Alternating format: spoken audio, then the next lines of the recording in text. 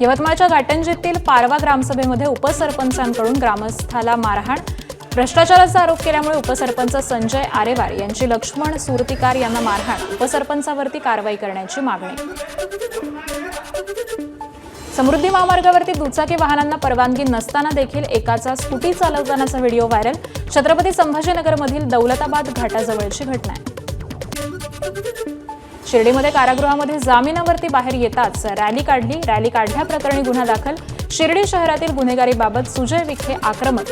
शिर्डीचा king आला अशा घोषणा देत शहरातून रॅली काढून रील व्हायरल करण्यात आला। मुंबई विमानतळावरती मलेशियातील 3 कुख्यात फरार गुन्हेगार ताब्यात। मलेशियातील एका कुख्यात गुन्हेगारी टोळीचे सदस्य असल्याचा आरोप आहे।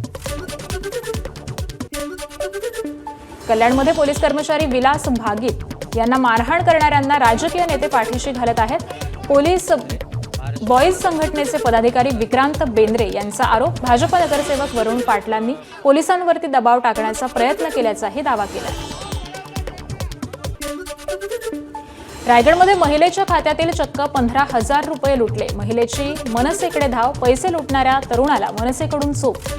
वरसोलीमधील हॉटेल वाईब इथली घटना आहे। अर्ध्या तासामध्ये महिलेला मनसेकडून पैसे मिळवून देण्यामध्ये यश आले। परभणीमध्ये चोरी गेलेल्या 40,13,000चे विविध कंपन्यांचे महागडे 250 मोबाईल फोन हे मूळ मालकांना परत। प्रजासत्ताक दिनी परभणी पोलिसांची कामगिरी। मंगळवेढा पंढरपूर रोडवरती भीषण अपघात। देवदर्शनासाठी आलेल्या डोंबिवलीच्या 4 भाविकांवरती काळाचा घाला। कंटेनरची भाविकांच्या कारला भीषण धडक। 5 जण जखमी।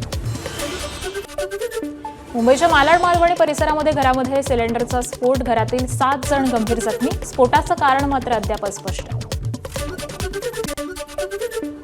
वाशिम बाजार समितीमध्ये सोयाबीनला गेल्या 5 वर्षांमध्ये सर्वात उच्चांकी दर। सोयाबीनला प्रति क्विंटल 5,200 ते 5,625 रुपये दर। हमीभावापेक्षा देखील अधिक दर मिळत असल्यामुळे शेतकऱ्यांमध्ये आनंदाचं वातावरण। एबीपी माझा, उघडा डोळे बघा नीट।